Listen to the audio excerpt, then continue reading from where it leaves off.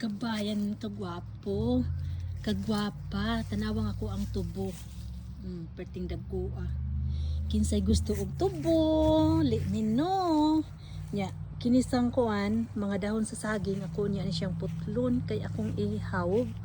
Unya, akong i-freezer. Kay para na ko'y dahon ko maghimo ko og suman. Unya, ganinan as more saging. So, ganina nang hinlo na ko sa kuang garden for next year. So, tanawa ako nang gipanglangkat ang akong mga lofa, sikwa. Hinlo na siya, di ba? Yung ako ang batong.